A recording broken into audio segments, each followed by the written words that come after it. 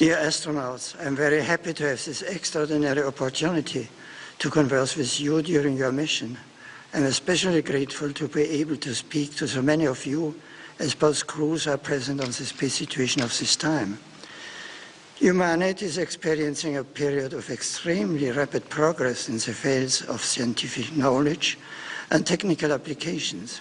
In a sense, you are our representatives, spearheading humanity's exploration of new spaces and possibilities for our future, going beyond the limitations of our everyday existence. We all admire your courage, as well as the discipline and commitment with which you prepared yourselves for this mission. We are convinced you are inspired by noble ideals and that you intend placing the results of your research and endeavors at the disposal of all humanity and for the common good. This conversation gives me the chance to express my own admiration and appreciation to you, and to also collaborate in making your mission possible, and to add my heartfelt encouragement to bring it to a safe and successful conclusion. But this is a conversation, so I must not be the only one doing the talking. I'm very curious to hear you tell me about your experiences and your reflections. If you don't mind, I would like to ask you a few questions.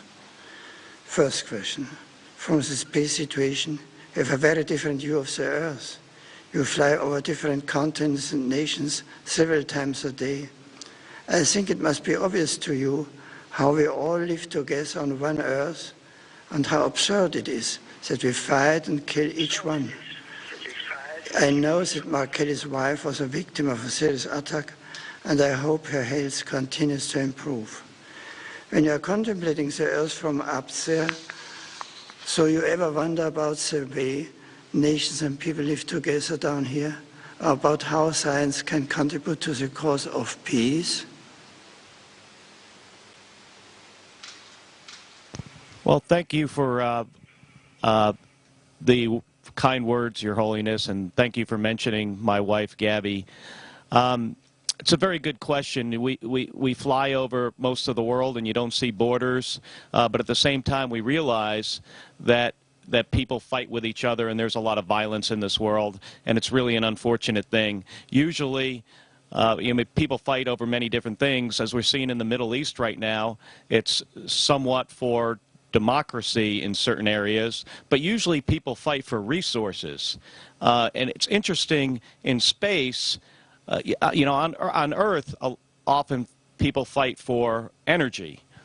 In space, we use solar power and we have fuel cells on the space shuttle, but it's on the space station, it's the science and the technology that we put into the space station to develop a solar power capability gives us pretty much unlimited amount of energy.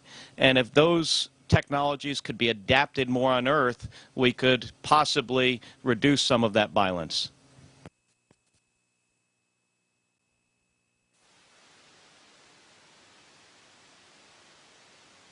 Second question. One of the themes you often return to in my discourses concerns the responsibility we all have towards the future of our planet. I recall the serious risks facing the environment and the survival of future generations. Scientists tell us we have to be careful, and from an ethical point of view, we must develop our conscience as well. From your extraordinary observation point, how do you see the situation on Earth?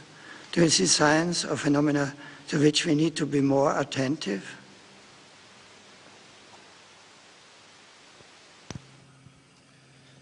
Well, Your Holiness, it's a great honor to speak with you, and you're right, it really is an extraordinary vantage point we have up here. On the one hand, we could see how indescribably beautiful the planet that we have been given is, but on the other hand, we can really clearly see how fragile it is. Just the atmosphere, for instance, the atmosphere when viewed from space is paper thin, and to think that this paper thin layer is all that separates every living thing from the vacuum of space, and all that protects us is really a sobering thought. And it seems to us that it's just incredible to view the Earth hanging in the blackness of space, and to think that we are all on this together, riding through this beautiful, fragile oasis through the universe. And it really fills us with a lot of hope to think that, you know, all of us on board this incredible orbiting space station that was built by the many nations of our international partnership, you know, to accomplish this tremendous feat in orbit, I think, you know, that just shows that by working together and by cooperating, you know, we could overcome many of the problems that face our planet. We could solve many of the challenges that face the inhabitants of our planet. It really is a wonderful place to live and work, and it's a wonderful place to view our beautiful Earth.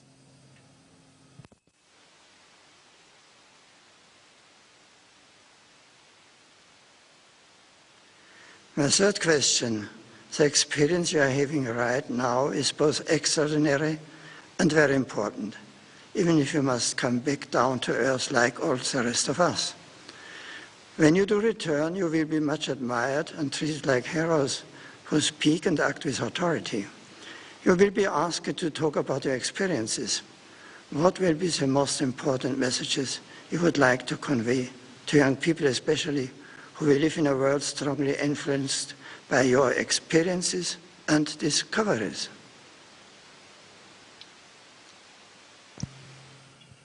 Your Holiness, as my colleagues have indicated, we can look down and see our beautiful planet Earth that God has made, and it is the most beautiful planet in the whole solar system. However, if we look up, we can see the rest of the universe, and the rest of the universe is out there for us to go explore. And the International Space Station is just one symbol, one example of what human beings can do when we work together constructively. So our message, I think, one of our many messages, but I think one of our most important messages is to let the children of the planet know, the young people know, that there's a whole universe for us to go explore. And when we do it together, there's nothing that we cannot accomplish.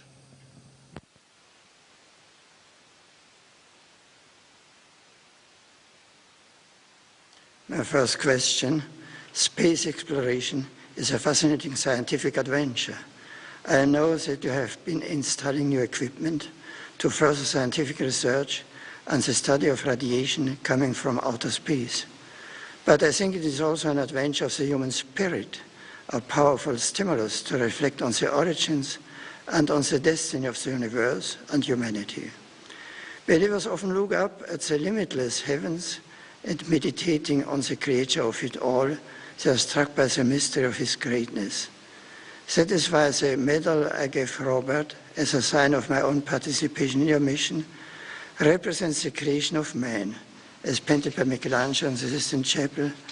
In the midst of your intense work and research, do you ever stop and reflect like this, perhaps even to say a prayer to the Creator? Or will it be easier for you to think about these things once you have returned to Earth?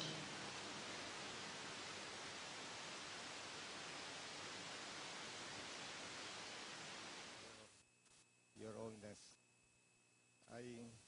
I do living on the International Space Station, working as an astronaut is extremely intense. But we do have an opportunity at night to stop. Your Holiness, to live on board of the International Space Station, to work as an astronaut on the shuttle Soyuz or the station is extremely intense. But we all have an opportunity when the nights come to look out and more to look down on Earth. Our planet, the blue planet, is beautiful. Blue is the color of our planet. Blue is the color of the sky. Blue is also the color of the Italian Air Force, the organization that gave me the opportunity to then join the Italian Space Agency, the European Space Agency. When we have a moment to look down, beauty is the three-dimensional effect of the beauty of the planet is capturing our art, is capturing my art. And I do pray for me, for our families, for our future. I took with me the coin and I allowed this coin to float in front of me to demonstrate microgravity. I shall thank you very much for this opportunity, and I would like to allow this coin to float to my friend and colleague Paolo.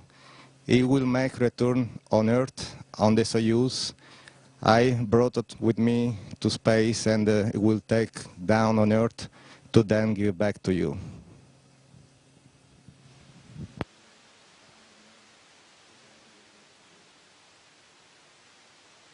La mia ultima domanda è per Paolo. My last question is for Paolo. Dear Paolo, I know that a few days ago, your mom has left you, and in a few days you will come back home. You will not find her waiting for you. Tutti ti siamo stati vicini. We're all close to you. Per lei. Me too, I have prayed for her. Tutto questo tempo di dolore. How have you been living through this time of pain on the International Space Station? Do you feel isolated and alone, or do you feel united amongst ourselves Che vi accompagna con in a community that follows you with attention and affection? Santo Padre, ho sentito Holy Father, le sue preghiere, le vostre I felt your prayers and everyone's prayers arriving up here. We're outside the world. We orbit outside the Earth, and we have a vantage point to look at the Earth, and we feel everything around us. My colleagues on board the station, Dimitri, Katie, Ron, Alexander, and Andrei, were very close to me at this important time. For me, a very intense moment, as well as my brothers and sisters, my uncles, my aunts, my relatives were close to my mom in her last moments. I'm very grateful for this. I felt very far, but also very close. And the thought of feeling all of you near me at this time has been a great relief. I also want to thank the Italian and American space agencies that have given me the opportunity so that I was able to speak with her in her last moments.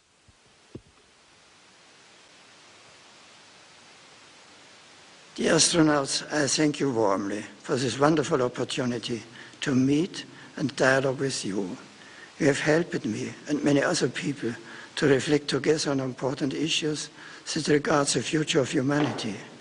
I wish you the very best for your work and for the success of your great mission at the service of science, international collaboration, authentic progress, and for peace in the world.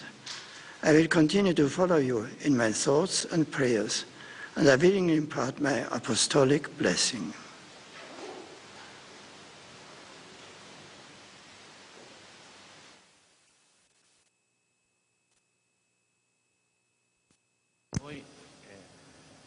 And we all would like to thank you, Your Holiness, for your kind words.